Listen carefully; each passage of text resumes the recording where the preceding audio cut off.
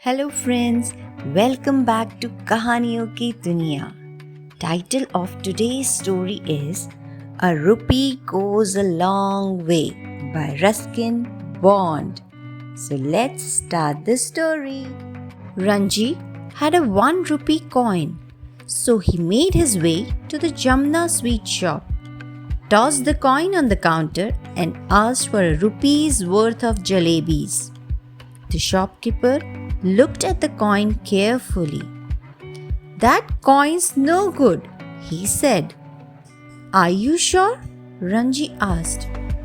"These coins went out of use long ago," said the shopkeeper. "It isn't old enough to be valuable, and it isn't new enough to buy anything." Ranji shrugged, took the coin back, and turned onto the road. Soon, Ranji was wandering through the bazaar when he heard a familiar voice behind him. "Where are you going, Ranji?" It was Mohinder Singh, Ranji's friend. In one hand, Mohinder held a homemade fishing rod. "I'm not going anywhere," said Ranji. "Where are you going?" "I'm not going. I have been," Mohinder said. "I was fishing in the canal all morning." Ranji stared at the fishing rod. "Will you lend it to me?" he asked. "You will only lose it or break it," Mohinder said. "But I don't mind selling it to you. 2 rupees. "I have got 1 rupee," said Ranji. "But it's an old one. The sweet seller would not take it." "Please let me see it," said Mohinder. He took the coin and looked it over. I don't suppose it's worth much, but my uncle collects old coins. Give it to me and I will give you the rod." "All right," said Ranji, happy to make the exchange. He took the fishing rod, waved goodbye to Mohinder, and set off. After some time, a truck came along. Ranji knew the driver and waved and shouted to him until he stopped. "Will you take me to the river?" Ranji asked. "I am going fishing." "Climb up in the back," the driver said. Ranji climbed into the back of the open truck. Soon he was watching the road slide away from him. In a while, the truck stopped near the riverbed. Ranji got down, thanked the driver, and began walking along the bank. It was the dry season, and the river was just a shallow, muddy stream. Ranji walked up and down without finding water deep enough for the smallest of fish. "No wonder Mohinder let me have his rod," he muttered. And with a shrug, he turned back. It was a long, hot walk back to the bazaar. Ranji thought again of the jalebis that he had not been able to buy. He had reached a few scattered houses when he saw a boy playing a flute. In the stillness of the hot afternoon, the flute made a cheerful sound. Ranji stopped walking. The boy stopped playing. The boy had his eye on Ranji's fishing rod. Ranji had his eye on the flute. "Been fishing?" asked the flute player. "Yes," said Ranji. "Did you catch anything?" "No," said Ranji.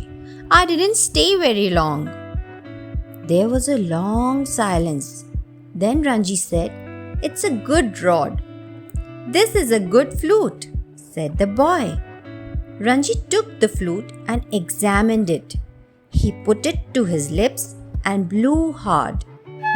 There was a shrill, squeaky noise, and a startled magpie flew out of a mango tree. "Not bad," said Ranji. The boy had taken the rod from Ranji and was looking it over. "Not bad." Ranji hesitated no longer. "Let's exchange." A trade was made. The boy took the fishing rod and went on his way. Ranji began playing the flute. The notes sounded lovely to him, but they startled people who were passing on the road. When he came to the clock tower where the bazaar began, he sat on the low wall and blew vigorously on the flute. "I can play better than that," said a boy who was carrying several empty milk cans. "Let's see," Ranji said. The boy took the flute and played a lovely little tune. "You can have it for a rupee," said Ranji. "I don't have any money to spare," said the boy. "But you can have this necklace." He showed Ranji a pretty necklace of brightly colored stones. "The stones are very precious," said the boy. "They were found in the mountains near Tibet." Ranji knew the stones had little value, but they were pretty, and he was tired of the flute. They made the exchange, and the boy went off playing the flute. Ranji was about to thrust the necklace into his pocket when he noticed a girl staring at him. Her name was Koki, and she lived close to his house. "Hello, Koki," he said. "What's that you have got, Ranji?" "A necklace. Would you like to have it?" "Oh, thank you," said Koki, clapping her hands with pleasure. "1 rupee," said Ranji. "Oh," said Koki. She made a face, but Ranji was looking the other way and humming. Koki kept staring at the necklace. Slowly she opened a little purse, took out a shiny new rupee, and held it out to Ranji. Ranji handed her the necklace. Then he ran across to the Jamna sweet shop and tossed the coin on the counter. "Jalebis for a rupee." The sweet seller studied the coin carefully and said, "Always at your service, sir." He filled a paper bag with hot jalebis and handed them over.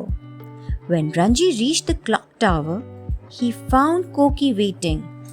"Oh, I am so hungry," she said, giving him a shy smile.